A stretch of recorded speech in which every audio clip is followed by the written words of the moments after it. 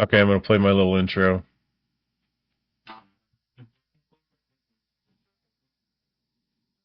Stand by for a sit rep. You're listening to The Blunt Truth, a high and tight media production. I'm your host, David Huckins. Today we're pulling back the curtain on the cannabis landscape.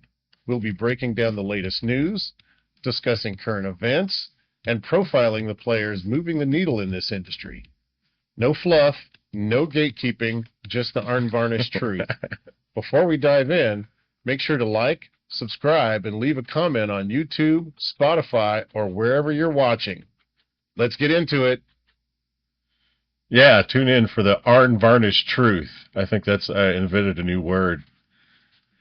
Okay, so we got a really interesting show lined up for you today. We're going to be talking about scromitting, right? Cannabinoid Hyperemesis Syndrome, if we're going to use the proper medical terminology. It's all the rave these days. Everybody's talking about it.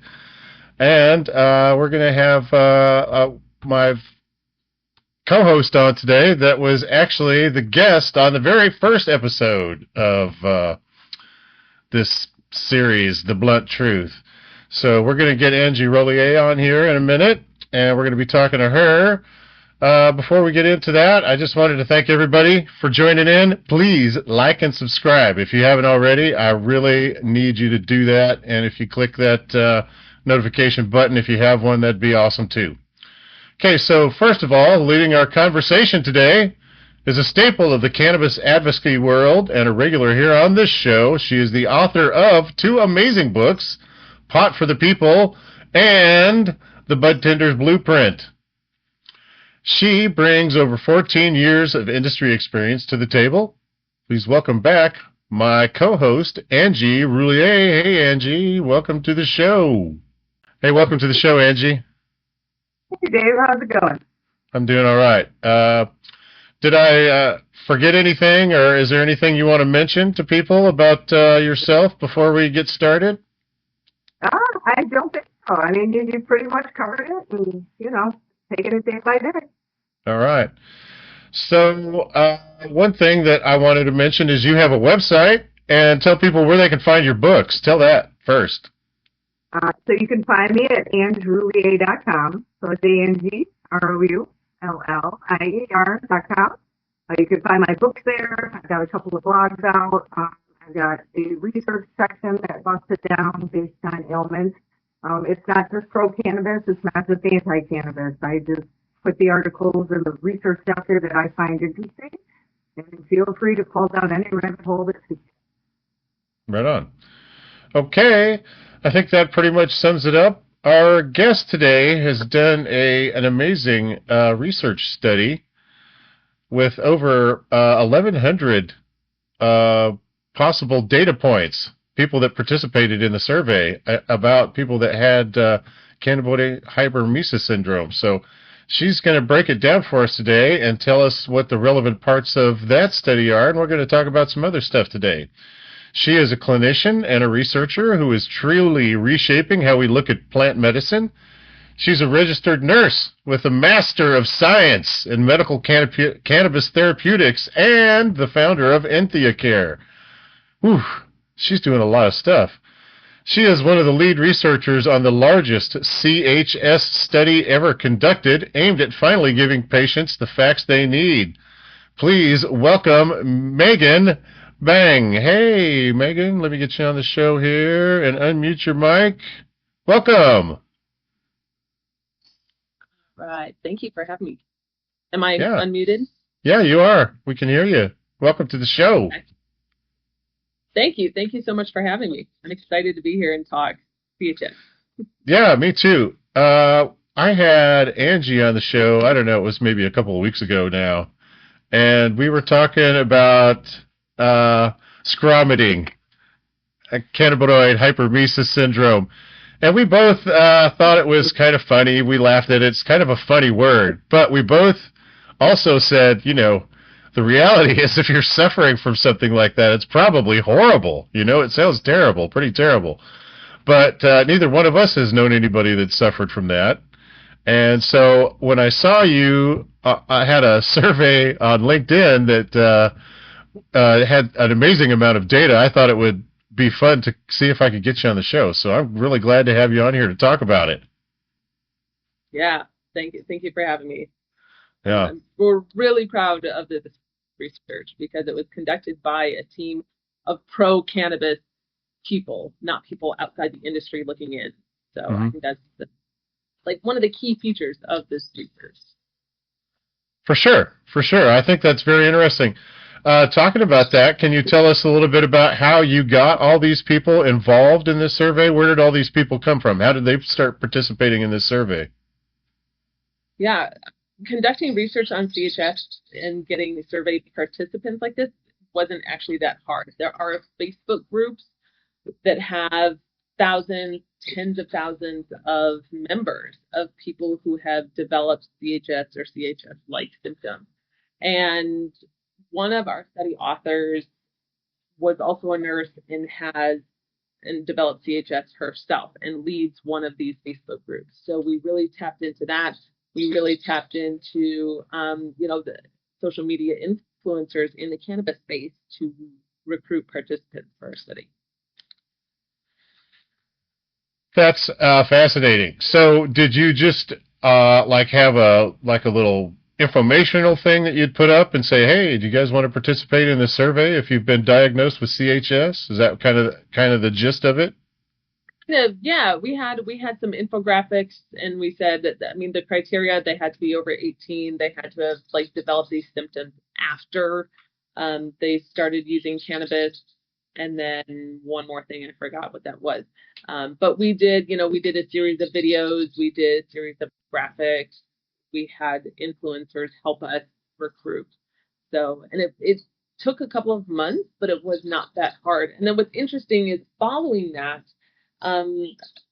some of my recruitment videos, 2 years later, are still going really strong on social media. People are still wanting to help out because cases are rising. Sure. Why do you think that is? Why do you think cases are rising? What's your opinion? My opinion, based on our research, based on personal professional experience, is that first of all, the THC potency in flower and overall products has skyrocketed in the last couple of decades. The weed of today is not the weed of the 80s and 90s. For sure. And then also we've normalized heavy use. It's not abnormal to hear somebody smoking all day long and hitting a vape pen all day long. That has been completely normalized. So I think the combination of those two things, we're seeing this pendulum swing that now people are developing issues related to that heavy use. Angie and I talked about that a little bit on our show before. Do you remember talking about that, Angie? I do, and how often people are misdiagnosed. Out of, your participants, did you ask them if they felt that they were misdiagnosed, first, second, third time they went to the ER? Or were they just So our study was a two-part study. So the research that was just released, that was part one. Part two, we did ask that if they felt that they were diagnosed appropriately. About, if I'm remembering correctly, 60 to 70% said that yes, they felt it was an accurate diagnosis. About 20% said no, and then the rest said that they weren't sure. Right. So, and again, these are people who had symptoms. Not everybody was fully diagnosed by a doctor. Not everybody had gone into the phase 2 that had a hyperemetic scromitting episode. Some people were still in the prodrome phase, which is that phase 1, waking up with the nausea, heartburn, abdominal cramps also.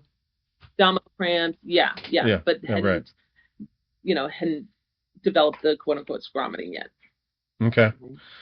How long is that phase? That first phase, how long can that last? How long might you experience symptoms before you start your scromitting?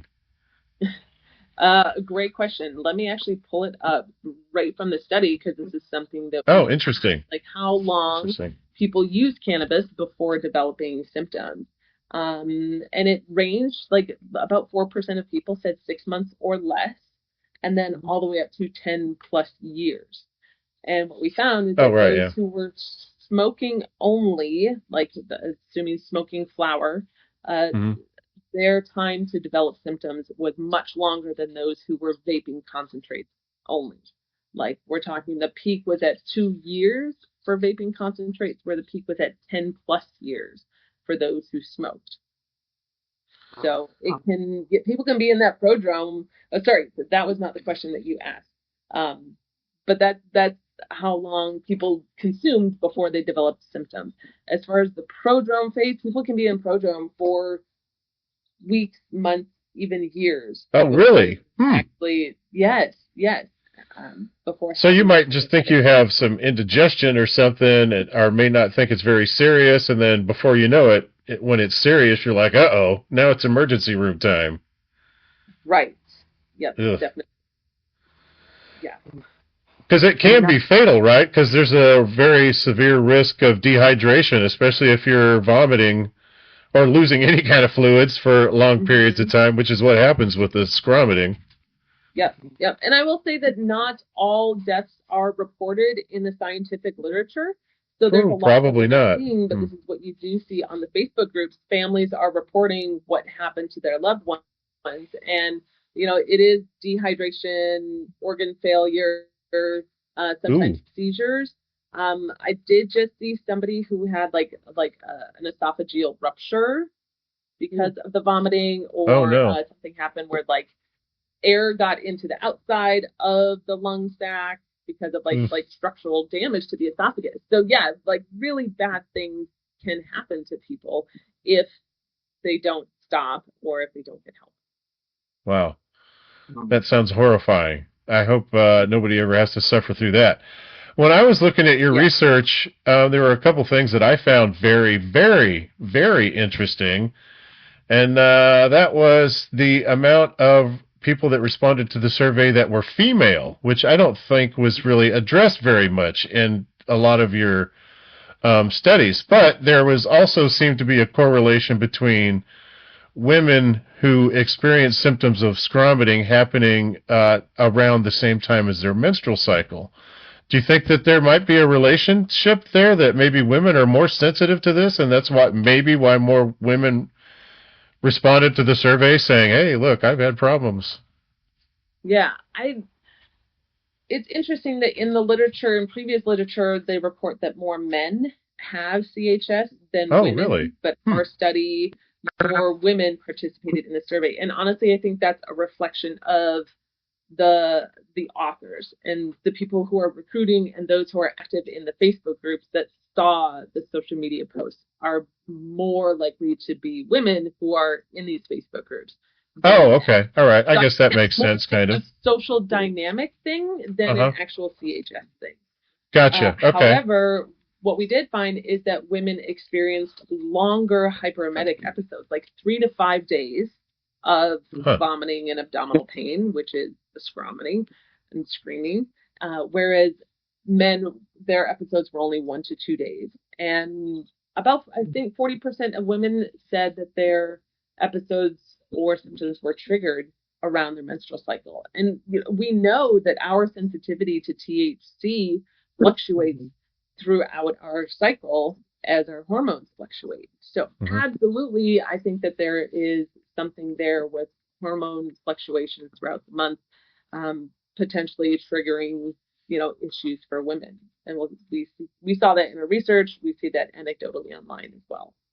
Yeah, for sure. We have menopause. People talk about what I used to be able to consume and how I consume it is completely different. It's like I got to start all over again and guinea pig myself. Yeah, absolutely. I was very impressed with how you were handling a lot of the people that were commenting on this survey that you posted in LinkedIn.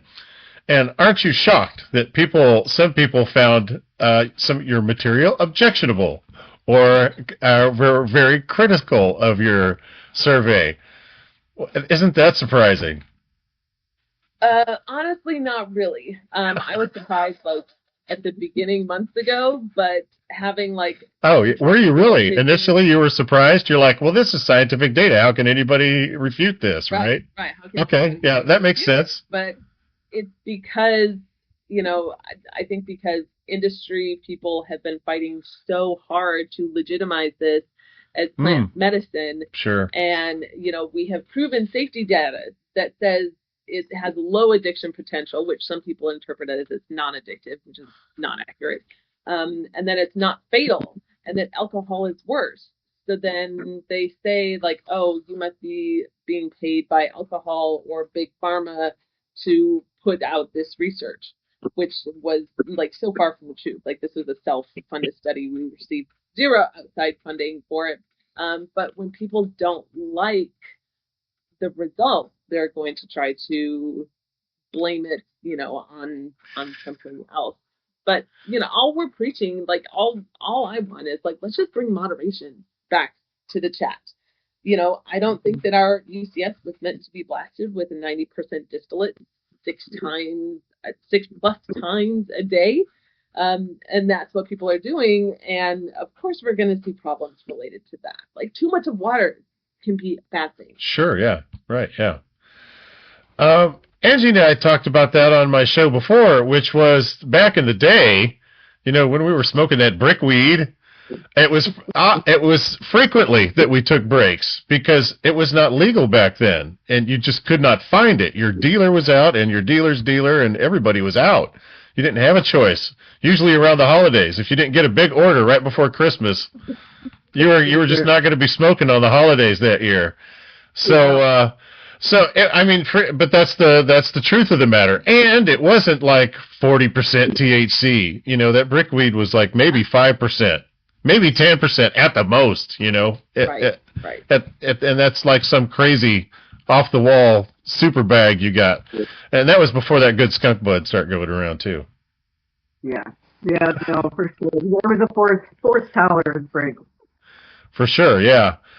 But, I think that probably has a lot to do with the Cannabinoid Hyperemesis Syndrome seeing rapid growth, is that even if you're not in a state where it's legal, you live next to a state where it's legal. You can get it if you want to by taking a little drive, and a lot of people do. It's the reality of the situation. Right. Or you have the hemp market stuff, which is your THCA, which we know is regular weed, potentially contaminated. But we know the legal weed is contaminated too. And then you have fair. I mean, it's basically the same stuff on both markets. Except you have like the HHC, the THCP, and like the weird synthetic cannabinoids on the hemp market. And we did find that people developed CHS who were consuming those as well. So people have access to THC and, CB1 receptor activators all across the country. Another thing that I found very fascinating from your survey was that you made a big difference. It seemed like there was a huge difference between people that were just smoking weed on a regular basis, just the flower, and people that were doing like concentrates, but specifically vaping. And when you say vaping, you're talking about those all-in-one vaping cartridges. Am I correct? You're not talking about just like, doing a dab on a dab rig or anything like that. Although I think there's probably also evidence that would probably show that those kind of concentrates kind of increase your risk as well. Would you say that's accurate? We did, we asked about different consumption methods, and I'm looking over at the research itself. Most people were smoking flower, like, what was it? We don't have the percentage, but yeah, that was the highest percentage people were smoking flower, and then came vaping concentrates, and then after that, tinctures were represented, beverages, edibles only, even suppositories. I think we had one participant. Yeah. Oh, really? Okay. Oh, well, Angie had a question about that, actually. I do. So in my opinion, I mean, dabs or carts are pretty much dabs in a cartridge. It is just a different way to, get it in you without the hellfire heat. And it's super convenient. Yeah, that's probably why you had more people with that, is because so many people do it because it's convenient. Right. Yeah, and that's the problem.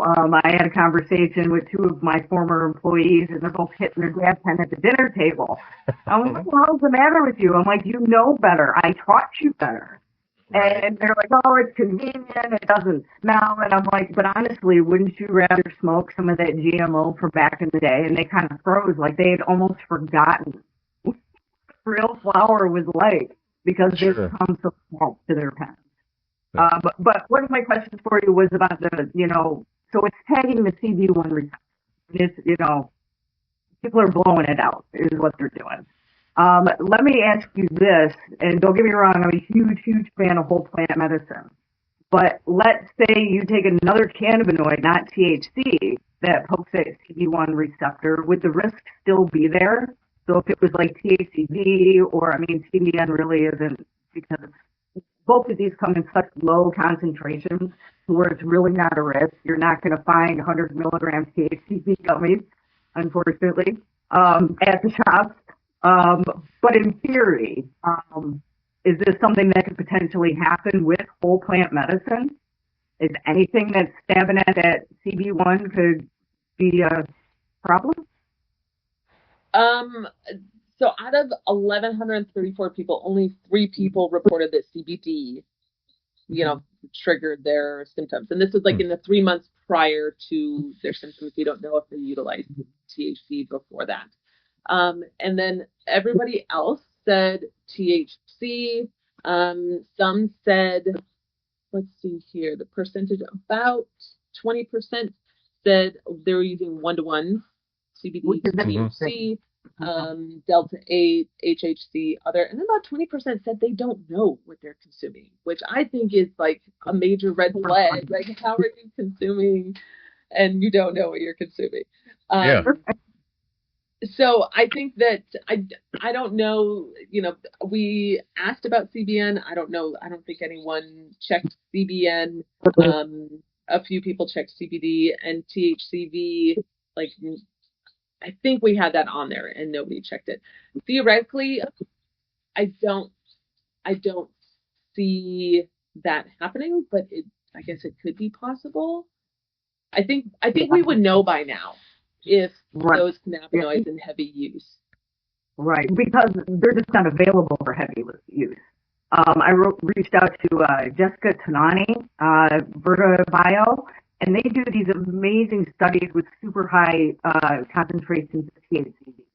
So I reached out to her asking her if these flowers were actually for sale. And she said they weren't. They were turned into edibles. But again, 10 milligrams, maybe 15 milligrams. You're not going to find something that's going to, blow your doors off with THCV. So yeah, it was just, just in theory, just wondering, how that receptor works and if it's biased, or does it care just as long as it's getting sprouted. Right.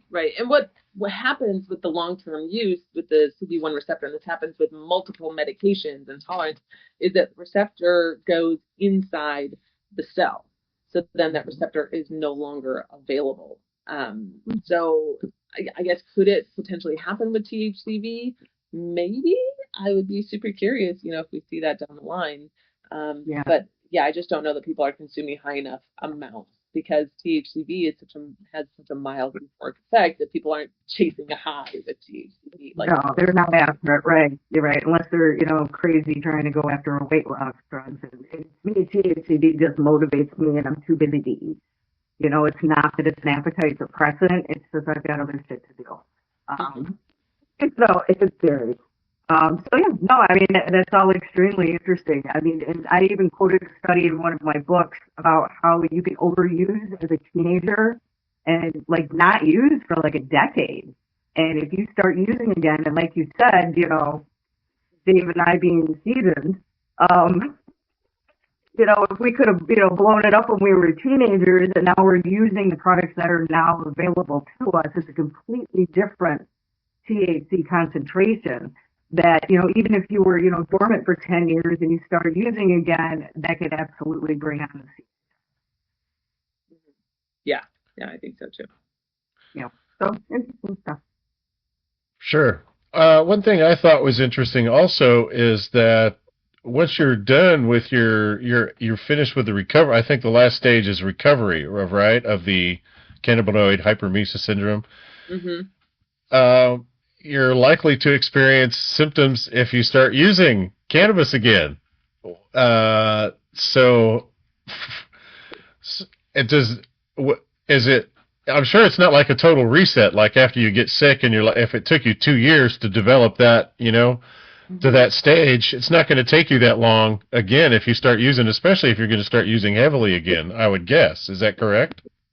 Well, I'll start by saying that symptoms, this is something we addressed in the second part of our study, was that, after like that recovery phase can be months, like sometimes 12 months, sometimes even longer for people.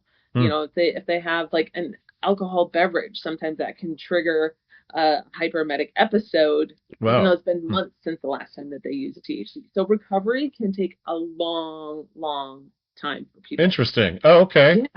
Yeah. And then when people start using again, this is again something we asked in part 2 of our study. We asked like how long they took a break for, if they started using, how long before they started experiencing symptoms again, and we're just analyzing that data now. But what one of our authors, the nurses, the CHS nurse, she says that most people can't consume without some degree of symptoms. However, in the real world, also you'll see people who were consuming the concentrates develop symptoms. They switched to flower. They said they're fine. So I think that, again, bringing moderation back to the chat, that potentially that could help. However, some people can't consume any cannabis. Some people can't even inhale secondhand smoke without symptoms. So it really is like everybody's a little bit different in the recovery phase of this and being able to use again. Wow, that's fascinating. Yeah. Can you tell me why capsaicin is supposed to work topically? They say it works topically because it activates one of our receptors called the TRPV1 receptor, which is like one of our heat receptors. And for some reason, activating that helps with symptoms. I don't know at the cellular level, what's going on. But it is really fascinating. And that's why hot bathing also helps a lot of people. They just want to live in a hot shower. There's some reports of like 3rd-degree burns on on the stomach from people being in hot water. Yeah, I find that crazy fascinating. Okay, well that brings up an interesting thing that I saw. I think you tried to address a little bit on LinkedIn when somebody was asking some tough questions. And by the way, I thought you handled yourself very well. To all the questions, whether they were, somebody was like just asking, they really wanted some information, or something, they were trying to attack something you said, you handled yourself very well, and I applaud you for that. I try to have a stoic outlook, and not react to things that people do, especially if they're not being very nice, which, this is the cannabis community. We're a bunch of potheads. We all love each other, right? We're all friends here. Doesn't feel that way. Man, people can be brutal on this, especially on social media and cannabis communities. It can be tough out there. But one thing that people said was that maybe even some data from the cannabis industry says that this is not CHS. Maybe it's just misdiagnosed as some kind of poisoning from pesticides being in the flowers. Address that for me, would you? Yeah. Okay. So let's talk about misdiagnosis first. That is absolutely possible. Sure, people are going to the ER, they admit to smoking weed, they have nausea, vomiting, and then there's no further workup. The misdiagnosis is an issue, and doctors can sometimes miss more life-threatening diagnosis. That's true. Yeah. Said that instead they had, like an ovarian cyst that ruptured, or pancreatitis, or something like that. So, like, I fully acknowledge that that's the thing. However, when you're going to the ER for the 10th time and you've had that full workup multiple times and they can't seem to find anything and you still continue to consume heavily, then maybe we need to consider that it is the cannabis. Now with the contaminant and pesticide issues. So the way that we address this, first of all, the way that we did the study, we can't take people's cannabis and send it to a lab. Like we need a DEA license to be handling a Schedule I substance and all of that. And people are consuming for years. How many people are consuming the exact same product? And even if you're consuming the same product, it's not going to be the same that was grown. What was grown this year is not the same as grown last year, right? For sure, yeah. It's going to be different. But the way that we addressed this was we looked at where people got their cannabis from, and then we looked at their symptoms. And what we found was regardless of where they got it from, whether it was homegrown, hemp market, unlicensed market, or a regulated dispensary, their symptoms were almost identical across the board. Now, if it was a contaminant, what contaminant is present in all of those, including homegrown, across the globe, because we had, 5 continents represented, what contaminant would be in all of those markets that's only affecting a percentage of the people. Especially usually with contaminants, aren't there usually a range of symptoms that you could have? Like some people might have a completely different symptom ingesting the same toxin that somebody else would react in a completely different way. Yeah. And I think, with contaminants like that, what I have found in the research is that a specific contaminant usually has a specific set of symptoms, and even like inhaling that pesticide versus even a pesticide is going to have different symptoms. So the fact that the symptoms were the same across the board, regardless of where people got their weed, the one consistency was 96% of people were using daily, and most were using a high THC product or THC dominant product. So, if there is a contaminant that somebody has an idea that could be present across all markets, including home grow, then I'm open to learning more. But we just don't. Theoretically, it doesn't make sense. Plus, Angie knows the one trick, and as I'm sure you do, Megan, is the one trick to find out if it really is scromitting you're suffering from. Angie knows the trick, right? Do I? Yeah, if you take a hot shower or a hot bath, it should relieve the symptoms, at least short term, right? I don't know. Anytime your body goes sideways, it's your body telling you to pay attention. You know what I mean? So maybe focus on what puts you in that position, maybe while you're in the shower. But again, like Megan does, that people are physically hurting themselves, with burns, and, I can't even imagine, the stomach cramps from being so sick. Right. Sounds terrible. Is interesting. I also found it was interesting that your study showed, if I believe I read it right, that a lot of these episodes happen more in the morning than they do, any other time of day. And, I'd like to, myth bust on, things like, wake and bake. And Cody Peterson put out a great article about how he believes that your bliss molecule is, more wide open when you first wake up. And that is what causes the wake and bake, to where people feel like they're higher for longer in the morning. Could this be the same thing with CHS? Like if you consume that early in the morning, that it's a shock to your system? What we found in our study was that in the prodrome phase, most people felt the symptoms. Let's see here, the most symptoms were nausea, stomach pain, and appetite changes. Most people felt those in the early morning.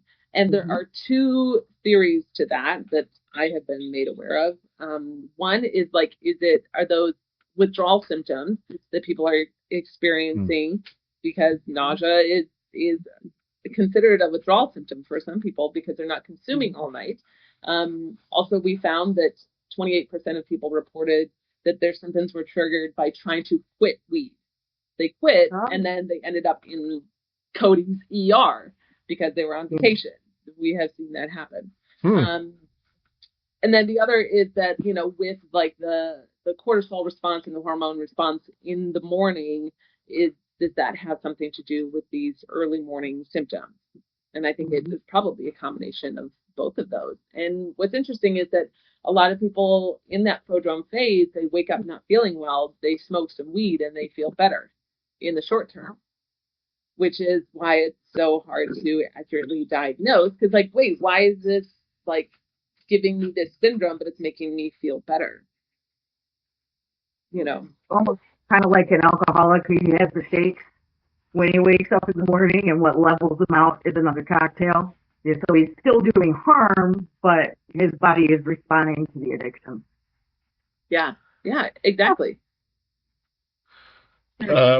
Another interesting, and I think we touched on this a little bit, thing from the survey was that people who smoke regularly, like at several times a day, like maybe 6 times a day, so a high level, a high amount of consumption for a smoker anyway, would still take maybe up to 10 years before they started to have symptoms. But somebody that was vaping, that could happen in 12 to 24 months. So it shows there's a significant difference. It seems like concentrates. There were some people that also were in the survey that did dabbing, but not too many.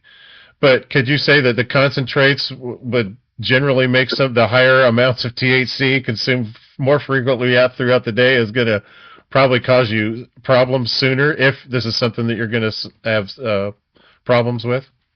Yeah, absolutely. And, you know, concentrates like dabbing was represented, but to a much smaller amount. And what's interesting is in the LinkedIn comments, in the back and forth, somebody had reported their research saying that, like, the amount that people get from dabbing is much less than what they get from vaping, like, even if it's equal concentrations. And he did a study on this. I have to look at it. But it sounds like the inhaled amount that people get is from a dab. A lot of it is lost to the air because of, like, how the dab rigs work and everything, whereas a vape, it's like straight into the mouth. It's not, not getting lost in the transition. So I think that could be a reason. Like, if we're dabbing and none of it, and it's all like in a very contained system and we're getting 100% of it, I think we might see more with dabbing. So that could be the reason for the difference there. But yeah, with the vaping, dry herb vaping is amazing, by the way. But with the vaping of the concentrates, that's where we see a faster time to development. And I think it's because of the increased concentration, and people are just using it more than smoking. You know, they're using it 6+ times a day, whereas smokers are using average 3 to 5 times a day. Interesting. It takes the time to be newer. You know what I mean? Usually you're not just, walking around and park with a joint in your hand. But I mean, you can do it with the dab pen. It's the convenience of it. Yeah. For sure.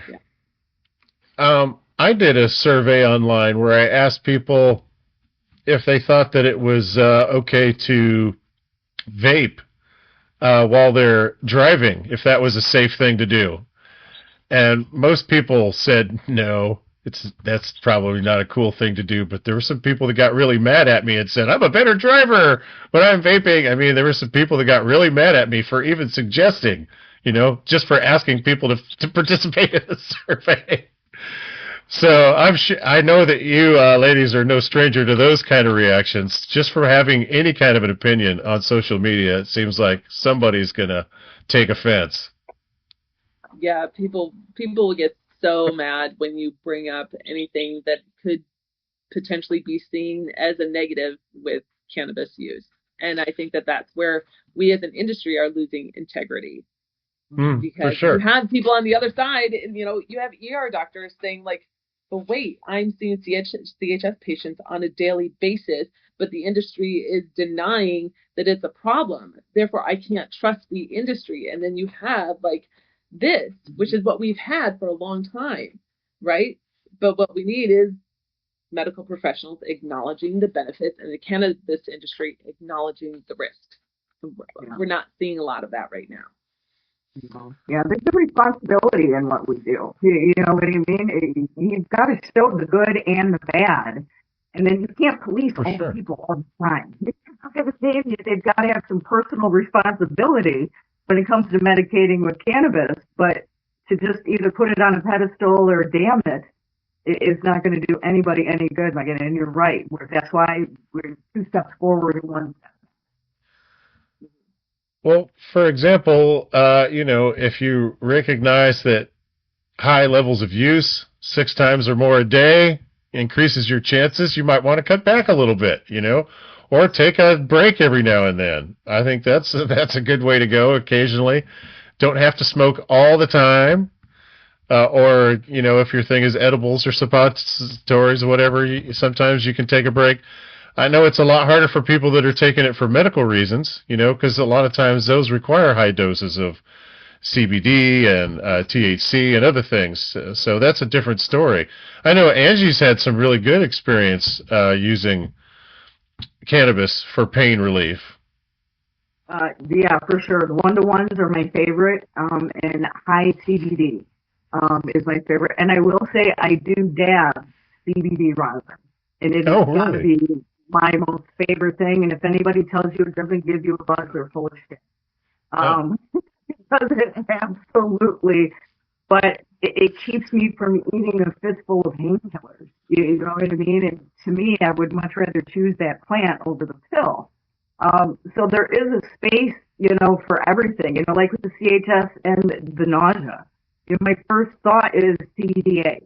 It is amazing for nausea. There's so much research out there showing that it works, tenfold over what they prescribe for a chemo patient after chemotherapy. So it's a great example of how a plant can harm you and how it can help you. It's just learning that fine balance and, not abusing it like everything else. Everything's good in moderation, like Megan said. One thing that we all, I'm sure, completely agree on is that THC will cure just any problem that you have. If brakes squeaking on your car, toenail fungus, dogs have rabies, some good old THC will fix that, right? All problems. But it's, I was being ridiculous, but it's so frustrating when you come out and you're telling the truth and you have factual data and people are like, nope. Some people won't hear it because it challenges their narrative of what they believe, or they just don't want other people to hear the truth. They're afraid that if other people hear the truth, then they're, oh my God, everybody's going to stop smoking cannabis if they hear the truth about scromitting. Well, that's probably not true. That's probably not going to discourage very many people, but it might help encourage some people to take some tolerance breaks from time to time, which would be a good thing. Yeah, that would be a really good thing. And I have been, people blame me online, like me speaking about CHS is the reason that we're not moving forward with legalization. Oh, no. Because, like, policymakers see my content and, make policy based on that, which is like absolutely insane. I don't think policymakers are on LinkedIn looking at cannabis. Right, they're not getting involved in the cannabis drama conversations. Right. So there's that, and it's in moderation. What we always preach is cannabis should be a tool among many other tools. Cannabis can teach us about our endocannabinoid system and what it can do for us, but there are all of these other tools that we have available to improve our ECS. We can do things to reduce our anxiety, like exercise, meditation, go to a sound bath, get acupuncture. We should be able to have this healthy relationship with the plant so that we can walk away from it for a period of time without issue and be able to tap into those other tools that we have learned along the way. And we're not seeing that, especially on the rec market. People are just sucking on the vape pen all day. And even on the medical market, people are oftentimes not using other tools. They're still sucking on the 90% distillate, saying that it's helping with their pain. But where are your other cannabinoids? Where are your terpenes? What else are you doing for your pain? Yeah. Because what happens when you have to go somewhere and you can't take your weed? Yeah. Sure. For sure. And it's a problem. I just got back from vacation and it was I was a big fan of the transdermal patches when I leave the country. Put it both way. But that being said, there's no terpenes in it. You know what I mean? It's all of this isolate bullshit put back together to where, 3 hits off of a joint is going to set me right as rain as opposed to these patches and trying to sneak capsules and, all of this other stuff. And it's just, it's madness. You made a great point, Megan, just about, almost like the focus should be our ECS and not just the plant. Because we came across this beautiful, regulatory system, and there's more than one way to feed it. For sure. Yeah, so many ways. Megan, I feel like I've really enjoyed our conversation. It's been fun having you on the show. I've enjoyed our conversation so far. I actually feel like we're probably best friends now. How do you feel? 100%, yes. 100%? Awesome. I was being a little bit goofy there, but Angie, when I suggested, I was like, Angie, I was talking to this crazy person on LinkedIn. They're this expert. They did this survey. It's Megan. And she's like, oh, I know that person. I follow her. I know all about her stuff. So Angie told me right away that she's a big fan of yours. So, when I said, oh, would you like to come on and co-host? And she's like, oh my God, I have so many questions. She was super excited. Yeah. Oh, well, I sounded, my goodness. Yeah. That's exactly. I was doing the best invitation I could possibly do. Yeah. Oh, I love the way Megan puts it out there. This industry can either be so stuffy or so lazy. So it's when I come across, somebody who is, you can tell they're no bullshit. They're just putting it out there in the best way that they know how, and they don't care who they upset. They're not trying to please anybody. I got nothing but respect. So maybe I did do a little fangirl there for a second. But I do appreciate it, Megan. Yeah. Thank you. I appreciate that a lot. And just today, just before this, I posted on LinkedIn, that CNN article came out about that meta-analysis showing no benefit for anxiety and mental health issues. And then I kind of went down the rabbit hole on the studies that they actually looked at, and they looked at pharmaceutical cannabinoids and not whole plant cannabis. Yep. So and I did my best to maintain professionalism, but kind of ripped them on what you're reporting is not accurate. And even the meta-analysis authors, it's what you reported is not an accurate reflection of the studies themselves and not at all a reflection of real world use of this plant. So sure. I will rip apart poor medical studies that show there's no benefit, because it's, but also I will show harms of heavy cannabis use. Moderation. Yeah. For sure. Well, yeah, the more you know. I mean, honestly, it's about getting the education out there, and then they can't, claim ignorance. You know what I mean? When they harm themselves or, anything like that. You had mentioned, Dave, about, the huffing and puffing while you're driving. I don't want anybody to be under the influence of anything as they're on the road. I want you to have enough sleep, Right. Yeah, I want you to have enough sleep, no drinking, no prescription medications, anything that's any kind of impaired driving. You should just let somebody else do it or skip it, or get a cab, something, be an adult. It's time to be an adult. Yeah, for sure, because we've got loved ones out in the world and out on the road, and yeah. For sure. I think that covered everything that I wanted to talk about. Angie, did you have some more stuff at least on the Cannabinoid Hyperemesis Syndrome stuff? I think there was one more interesting fact. If I can, let me look on the website right quick. Okay, so following commercialization of recreational cannabis in Nevada, emergency department visits for CHS more than doubled between 2013 and 2021, increasing from just over 1 to 1.2 per 100,000 people. I thought that was an interesting statistic because it showed how many people are suffering from this out of 100,000, but that number has really gone up since concentrates and all that have been more widespread. And didn't I hear you say, I think it was you that said it, Megan, that concentrate or vapes was the number one selling item in the United States last year, that they surpassed even flour for the first time? That what I had read was California. Oh, okay. All right. Don't know about what's going on in the rest of the country, but I wouldn't be surprised if other states followed that trend in California. And I think California may have been the first state. That could not be accurate though. But yeah, as the vapes are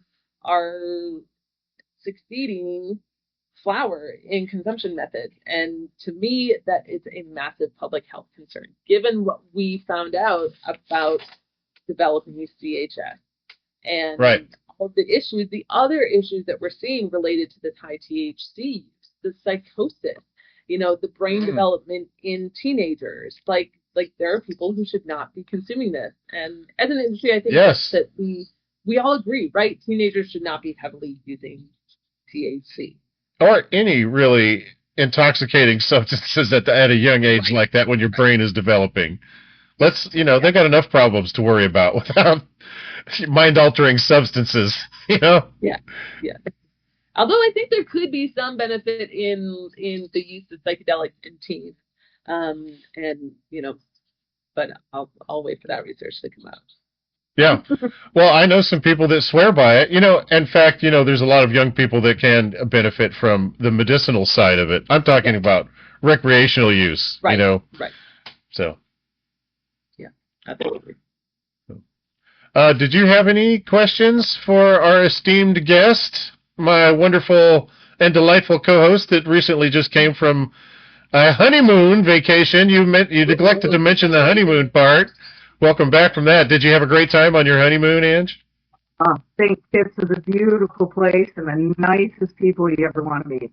Yeah, it was really cool. It was a little dicey getting home with the way the world is, and the government literally just shut down all of their visas. Yeah, they were. I don't know. I try not to read into it too much. I'm like, are they cranky with me, or did they just not sleep last night? Yeah.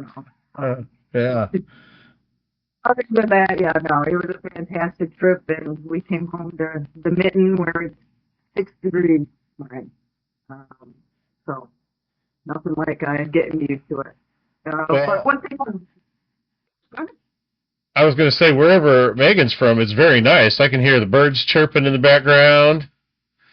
Where are you at, Megan? Southern California. Heat is the way I promise. It's like 96, 97. Oh my God!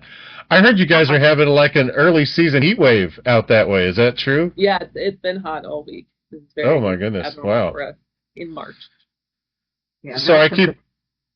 Go ahead, Angie. Did you have something? Did you want to pick Megan's brain? I just found it interesting again out of that study that you did when you're talking about the years you consume. So 3 to 5 years, there was a 26%, but 6 to 8, like cut it in half down to almost 13, and then it popped back up again to 10 plus years, 26. Is there any method of the madness of why it dipped for those 6 to 8 years? It could be the population that we looked at. Just I think the majority of people were probably in their 20s or 30s, so maybe they weren't old enough to have been consuming for 10 plus years. So maybe the people that we hit that were in their 50s were that, and then the younger people were in the 3 to 5 years. So I'm thinking that, again, that could be just like the social dynamic part of it, and the age groups that, like the people who are smoking for 10 plus years, I'm guessing that that's the older crowd that was smoking the low THC weed for a while, and then maybe recently either switch to vapes. We see it so often. People are smoking flower, they're fine, they switch to vapes, and then they develop CHS relatively soon after that. So, they sell like hotcakes. I got to tell you, I spent almost 10 years behind the cannabis counter, and we'd have these promo deals, and I mean, it smelled like old ladies' perfume. Like before it even came out of the box, it was rank. And it's just, and they're, buy 3, get 1 for a penny, and and I got to tell you, Megan, they don't look good. They're gray. Their eyes are yellow. They look like they're sick, and they just, it's an addiction. They just can't help themselves. But if I give them a joint and they smoke that, like their doors are blown off because they're getting whole plant medicine. You know what I mean? They're getting all the terpenes and the other major cannabinoids in there that they're not used to getting. And I guess you just can't fix stupid sometimes. Well, you can try, but it's an exercise in futility. It is. One thing I learned I think about that's the question, like how do, like knowing this information now, what can we do? How can we prevent this from happening? Like, is it not the Budtenders' responsibility, but is there something that they can do to help? Like, you know, their job is to sell, but we don't want them selling less, but we want the patients consuming less. You know, so how do we what do we do with this knowledge and the recreational market? I know it's a tough one. It really is. Because again, I mean, you don't want to take away somebody's right to purchase what they want to purchase. You know, but in the same turn, when you know that it's doing them harm, and you know, it's not an easy fix. Like, you know, like here in Michigan, they could say that all cartridges can only be half grams. You know, because then people are just going to buy more. And then the state gets more tax dollars. So what I mean? I mean, unless they come as far as putting a warning label on there and saying, you know, almost like, you know, the warning labels they have on cigarettes, you know, may cause CHS, which includes, you know, ... I don't know. I'm still fighting to get the may have drug interactions. Big old sign up in the dispensaries, but, you know, I get hated for that. And I don't think potency caps are the answer, or caps on what people can purchase, because it's like they're going to find a way. You know, it has to come from like the education side, and how are people getting educated before they consume? And like a lot of that is social media, right? People are getting their cannabis education from social media. So is that like a grassroots campaign about this, or, you know, I'm not sure. I don't have an answer. No. Yeah, and it's tough because you come across as a hater, and we don't hate the plant. You know what I mean? We really love this plant, but, you know, just the way that they're slicing and dicing and, you know, how it's actually hitting the general population, I don't think is the way it's supposed to be. I agree. Yeah, I don't hate cannabis. I don't hate the industry. I dislike what it has become and how people just consume it so mindlessly and as a crutch. Like there's no ceremony involved anymore in this plant medicine. So they're taking the culture right out of it. Yeah, legalizing has really changed the cannabis culture. I mean, you used to have a close-knit group of a few friends, you know, and outside of that group, you know, you tried to keep your activities private, you know, and think about that now. People are, you know, walking down the street smoking, and we're on a podcast talking about it, for Christ's sake, you know. Right. I was on radio 2 days ago talking about cannabis. What were you talking about on that show? I missed it. What happened? It's called Sweet Home Cannabama, an Alabama FM radio show, and we talked about our suppository study on that one. Oh, wow. That sounds fascinating. What's going on with suppositories? Well, we did a study that was just published the day before the CHS study on CBD suppositories for period pain, and we found that they helped with pain and other things like focus, mood, headaches, nausea, and cramps, and then use of medications by 70%. Yeah. No way.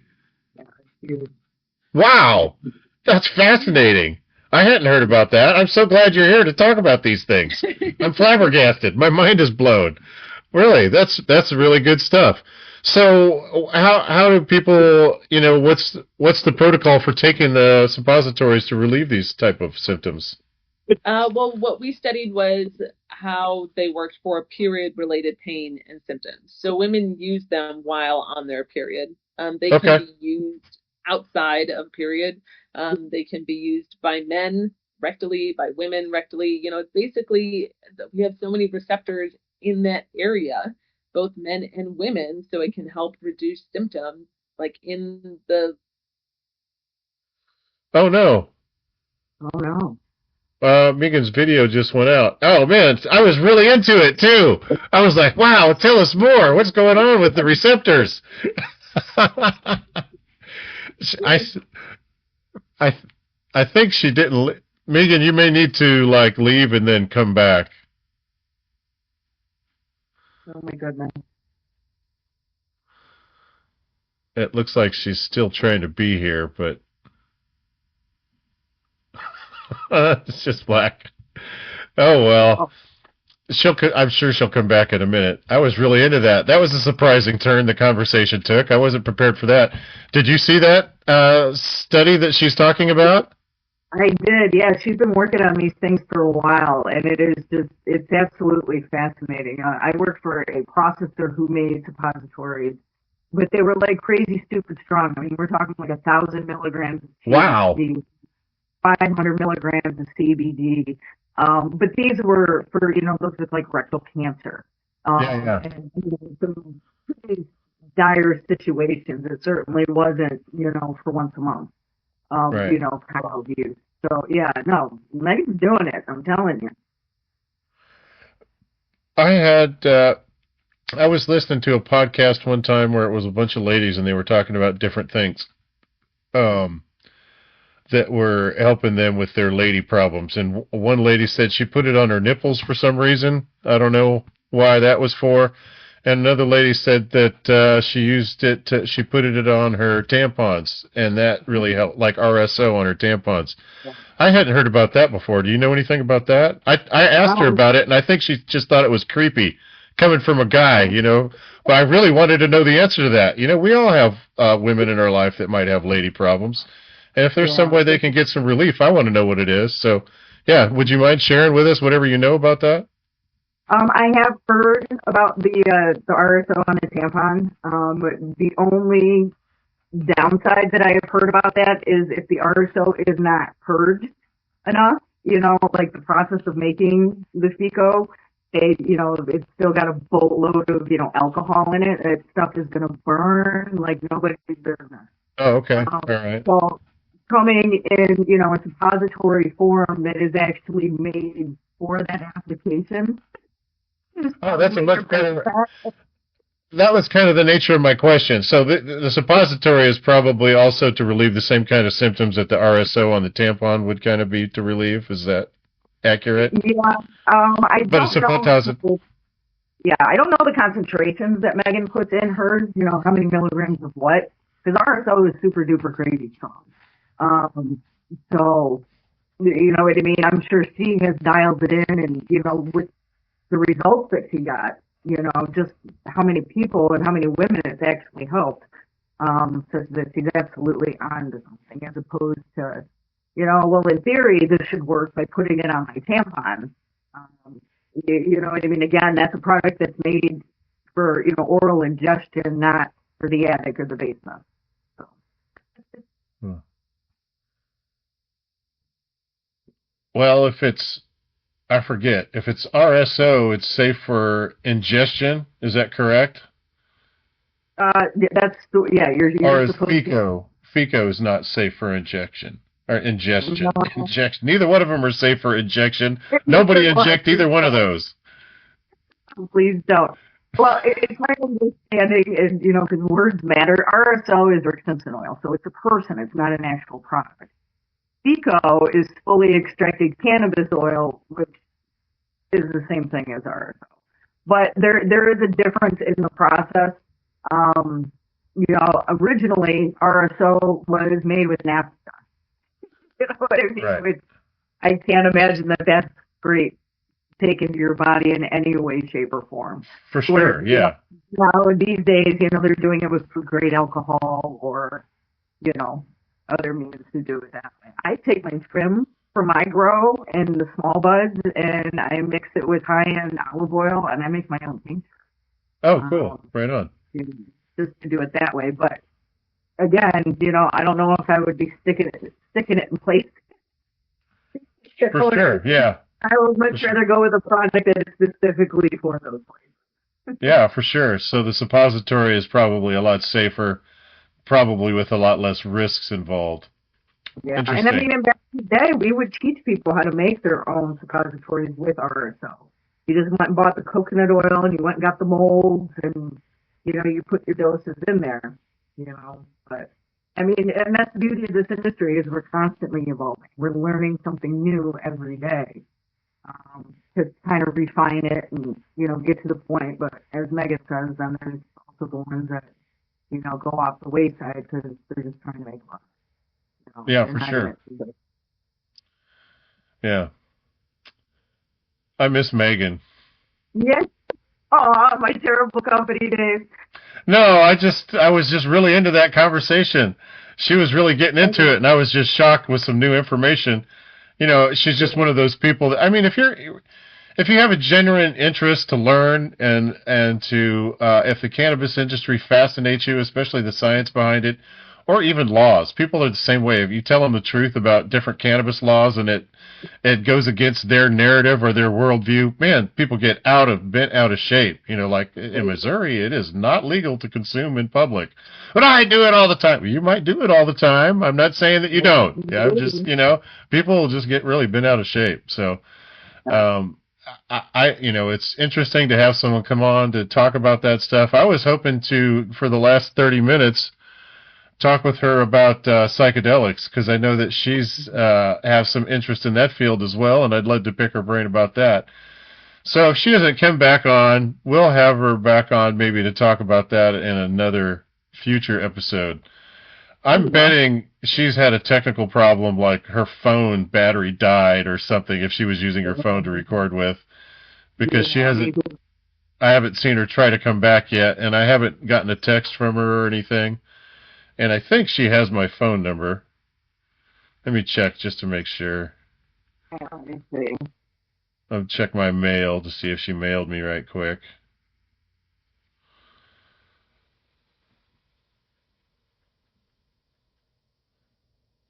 Yeah, I'd like to hear about that, the psychedelics as well, because she's really into it. Yeah. And I've got, I'm such a novice when it comes to it. I mean, I've got stupid questions like, what's the shelf life of psilocybin? For sure. Yeah. Under the right conditions. That's a great question. If I've got an eighth sitting in my closet for 3 years, is it lost its potency, or, Oh, I think after a year, they're pretty much lost their potency, I think. Okay. I have no idea, or am I going to trip balls for the next 10 years? Right, yeah. Yeah. Which defeats the purpose, Right, for sure. Yeah, and, as beneficial and healthy as psilocybin can be when taken with adulting in mind, and not just for to get high, or the recreational properties, which can be fun and rewarding sometimes too, done in the right setting and so forth, done in a safe manner. In fact, there have been I would love to pick her brain about that. They say that people that do that, use the psilocybin, a lot of them get off of other addictions after, and just one experience of being on psilocybin. They're like, well, I don't need to do heroin anymore. Wouldn't that be great if even 10% of people were cured of their heroin addiction or meth addiction or whatever it was? I mean, everybody should have to, whoa, you're on drugs here. The judge just be like, oh, open up, we're solving this 10% of this problem right now. Wouldn't that be awesome? 2 hours. I'd be a little bit goofy, but wouldn't that be cool? I mean, if that's the science and there's a possibility of a cure, why not explore that? And people, if it challenges their worldview, or their version of reality, people don't want to hear it, no matter how true it is. Well, if it rocks the boat, and it's the struggle that we've been having for over 80 years with cannabis. Those of us that know that it can be used to replace certain medications. And, I can do this, but I can't do that. And we're just now getting to that point of the research and stuff like that. Psilocybin's got so far to go because big pharma is so ingrained into our culture. They're not likely to give it up without a big old fight. We talked about this last time we sat down, that I had worked with several courtmen who took, microdoses, one every 3 days. And Yep. they swore by it, and they've been doing it for years. Nice. There's something to it. Were they doing it to help with PTSD symptoms, or what? Was that the majority? I mean, almost every soldier, combat or not, it's a traumatic experience being in the military, especially in the Marines. It's a little bit more stressful than other branches. Those guys are big on discipline and screaming profanities all the time. No, and sure. The toxic male masculinity that you think the worst parts of it, they promote all that stuff. It's terrible. Was it Mrs. Roosevelt who said they've got the cleanest bodies but the dirtiest minds? Yeah, yeah, right. So PTSD is a big one. I know almost all soldiers I know have problems sleeping and other PTSD related symptoms, but that's usually the big one, trouble sleeping. I suffer with that. Sometimes even I take medication for it, but a lot of times it only helps me feel drowsy. And if I don't go to bed right then, I won't fall asleep. Or if I do get to sleep, I don't stay asleep. I'll sleep for 3 or 4 hours and then I'm up again, and it's pretty bad. It can be tough. Yeah, tough to tinker off. Yeah, you know what I mean. It's a struggle for a lot of people. That was another reason that I loved to have corpsmen on staff. They could relate, and they know what works for them, and therefore they could recommend that, and the other veteran would take it, more. Sure, yeah. Than somebody like me telling them what to take for their PTSD. Right, yeah, for sure. One thing that we didn't talk about that I also wanted to talk about was tolerance breaks. What does that look like? Does somebody that smokes a lot maybe just not smoke on the weekend? Or maybe you just don't smoke as much throughout the day, or once a week, a week for a month, don't smoke, or what does that look like? What do you think? Right. Well, I guess it all depends on the situation. I mean, if you've got CHS, you know what I mean? It sounds like abstinence is where it's at. Right, yeah. And figure it out. But if you're just, you find yourself over consuming, you know what I mean? Well, then, back it down. To me, it's no different than my cigarette smoking. I was a pack and a half a day girl. And now I'm 3 a day. You know what I mean? I know I'm only getting 3 a day. So I find myself, some days, all 3 all at once. And that's it for the day. And then it's not like I'll hit it twice, put it out. Hit it twice, put it out. You know what I mean? But I'm keeping myself at that level. So when it comes to the tolerance breaks for cannabis, it depends. We've talked about this before. Are you taking it, for migraines? You're not going to back yourself off of something that actually takes care of your headache. Sure. You know what I mean? So it all depends, I suppose, on what you're using it for. Because you don't want to, start your migraine starting back up just because, you're trying to back off the cannabis. I mean, as long as, there isn't a problem with it, or you have a constant headache every time you're not smoking, that calls for a doctor's appointment and maybe an x-ray, to figure out why you're having migraines. For sure. Tell people what this rare condition is that you have, this neurological condition that you have, and how you found relief with cannabis specifically for that. Yeah, it's a beautiful one. Charcot-Marie-Tooth, CMT for short. It is the most common hereditary peripheral disease out there. 1 in 2,500 have it, but it is almost always misdiagnosed at first. Drop foot is one of the biggest symptoms. Loss of muscles in your legs and in your hands. It seems to only affect the small ones, so it's not going to kill you. It's just going to piss you off. Can't pick up your feet. Ziploc bags are my worst enemy. Oh no. Anything with dexterity, things like that. But it is also considered a rare disease, which kind of screws us over on the research end. People aren't throwing money at, finding treatments and cures for this because it's considered a rare disease. So I actually just went to the CMT clinic last week to do my yearly follow-up. They poke you with a pin, they, hit you to see, your reactions in your knees and when your legs don't bounce, things like that. And they just keep hammering away, trying to get that, reaction. Yeah. Yeah, there really isn't much you can do. It is hereditary, like I said, passes down. Everybody on my mom's side of the family has it, so it's not like you didn't know it was coming. But, cannabis got me off of a boatload of pills. They've been feeding me pharmaceuticals since a young age, what I consider a young age. For what? For what kind of pharmaceuticals?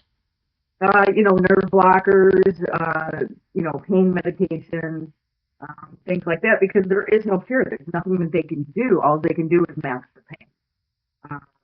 And instead of teaching us how to deal, with the pain and only take the medication, in case of emergency break glass situations, they just throw them at you.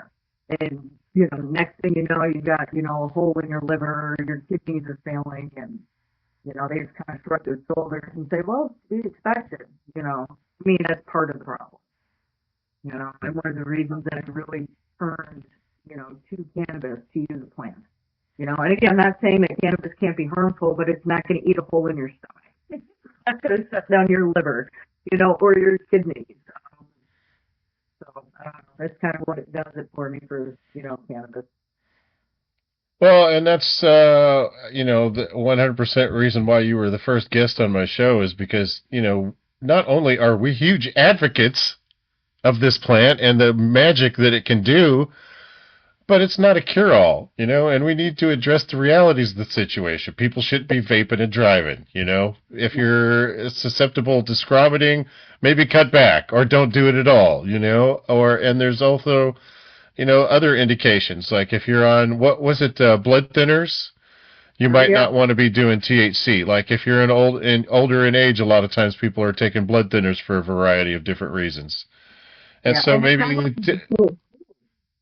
that? They said it's not only the THC with the blood thinner, CBD does the same thing. Okay, right. So that's another big problem because CBD is sold at gas stations. It's like everywhere. I saw it in shampoo last week. I'm like, get the hell out of here! Stop. Right. But people need to be aware, and unless you're willing to play devil's advocate and put all the information out there, even if it doesn't suit your narrative. Right. What are you even doing? Right. Yep.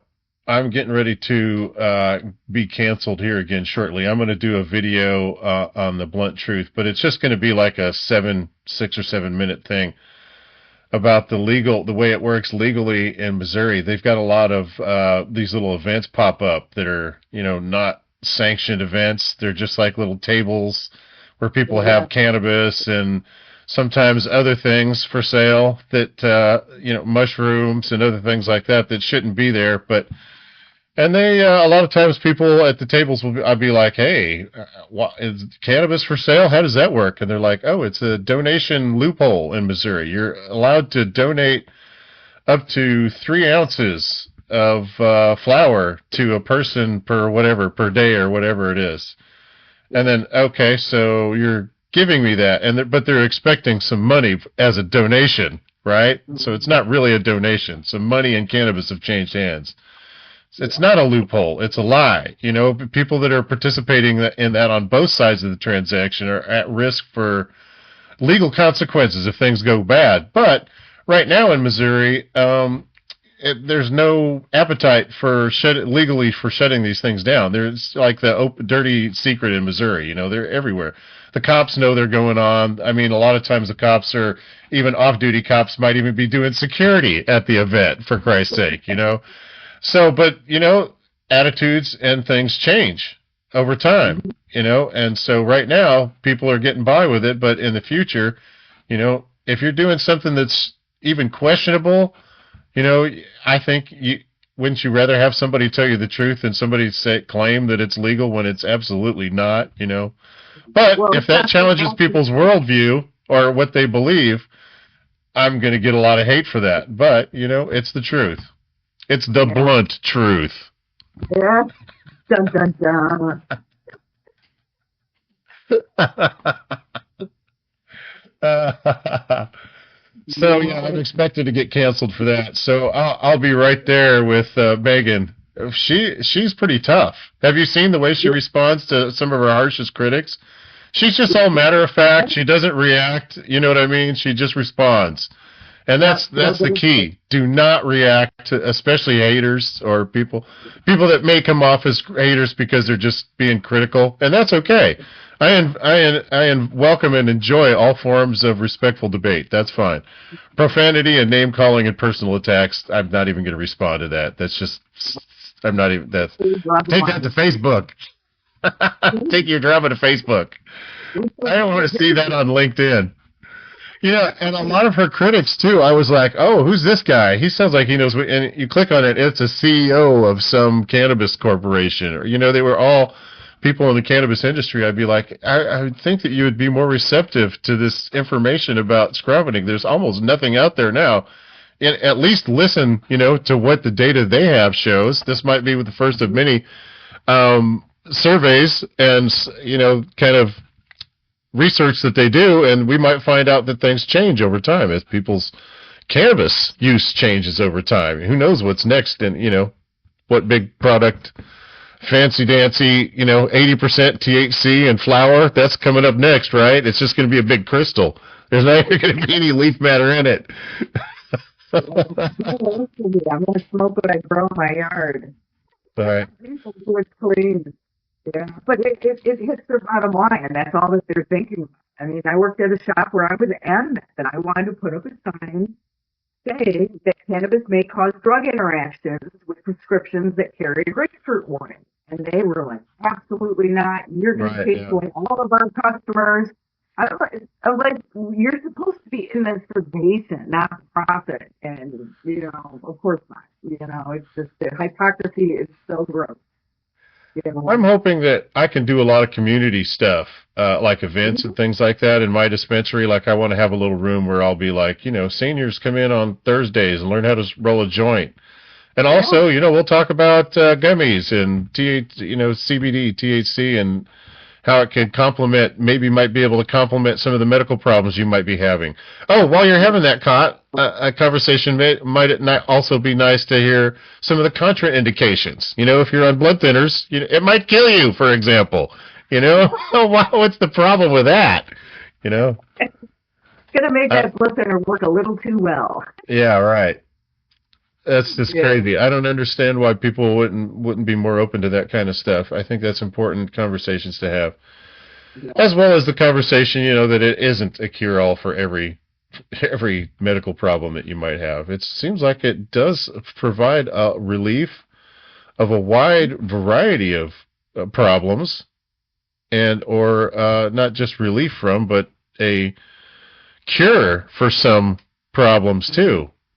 Including some people may even claim that it can cure cancer sometimes. I don't know, but people can claim it. There's a lot of research on the tumors, you know, shrinking and things like that. And I want to say it was Russo who's got the theory that most of today's, you know, diseases and ailments come from a deficient ECS.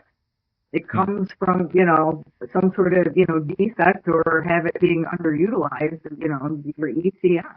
You get that thing going, and, you know, things start taking care of themselves. Or maybe even a suppressed ECS from smoking too much, you know, or using having too much in your system.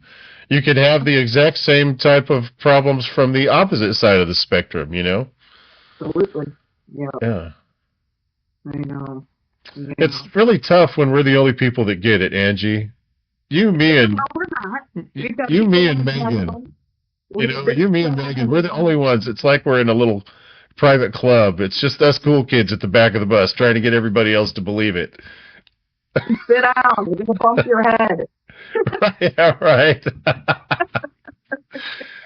People. Yeah. Oh, my God. Yeah. I'd like to think that there's more of us than there are of them. It's just us getting it out there and getting on the right platforms and, you know, standing on the right mountains to shout it from. Sure. Yeah. You just keep talking. It can't do this forever. Well, I guess we're going to have to do a part 2 of this now. Yeah. since Megan bailed. Just when I was getting ready to get, I'm glad we got through like all the ECS stuff. We got through all that important conversation, and we were just starting to talk about her suppository thing, and then I wanted to talk about psychedelics because that's something I saw her address on LinkedIn a couple times, so I was eager to pick her brain about that. And I'm glad to see that you were too. So we'll have to come up with some good questions for her about that kind of stuff when she comes back. Yeah, we'll do a part 2. That will be fun. Yeah. All right. Well, I'm coming up on an hour and a half. Hey, tell everybody one last time how they can find out about Angie and products that she might have for sale and what those products are. All right, AngieRoullier.com. Angie, Roullier. You can find both of my books there. That is all that I sell. I do not sell weed. I do not sell paraphernalia. I sell education. You can find those there. You can contact me there. I'm always up for a cannabis conversation. I've got my blogs. There's a bunch of research on there. Do not hesitate to reach out. Yeah, that's how she wound up on this podcast. I reached out to her on LinkedIn. Do not hesitate to reach out to Angie. She's very friendly. She'll love to have a conversation with you. I would. And she is not afraid to break off a piece of her mind and hand it to you. So, but that's what we love about conversation here on The Blunt Truth. We're open to all forms of respectful dialogue that hopefully are true and factual. We want to, and like we said, the research might be different 2 years from now. But that first survey we did was way off base. Or, you know what I mean? We've got so much more data now. Or it was close, but way off. Sometimes that happens too. Like, for example, damn you science, do you remember when Pluto was a planet? They took that away from us. Science, all the time changing their damn minds. As far as I'm concerned, all us OGs, Pluto's always going to be a planet. Planet in here, yeah. Right. You science nerds, can't trust you. You're just going to change your mind when you get some new data, but that's the way science works. If you're a good scientist and you get new data, you got to be open to the possibility that maybe something else is going on. So hopefully that's what happened with Pluto. Seems like there's a lot of big rocks out there that are Pluto size, and for some reason Pluto just got picked in that area, I guess.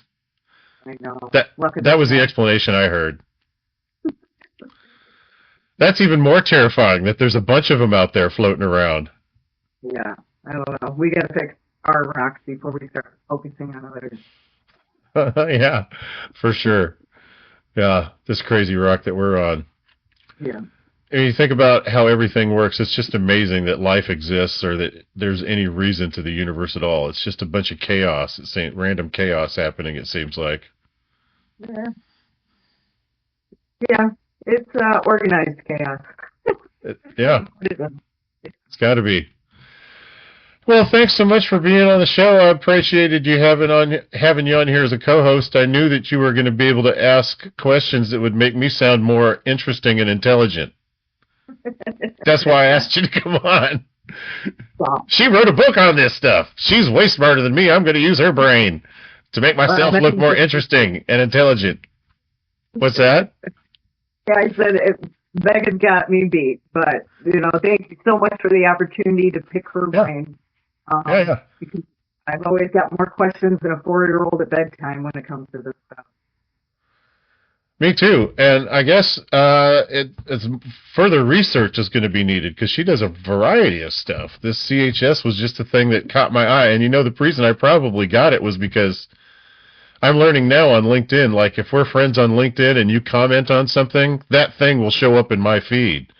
Yep. I'm sure it was probably something you commented on her thing, and I was like, oh, what's this? You know what I mean? It wasn't just something random that came across my feed. I'm sure it was because you commented on something, and then I was like, oh, wow, this is fascinating. I'm going to see if I can get this person on my show. And she was quick to say yes, so I was really excited about that. Yeah, that's how it works. Yep.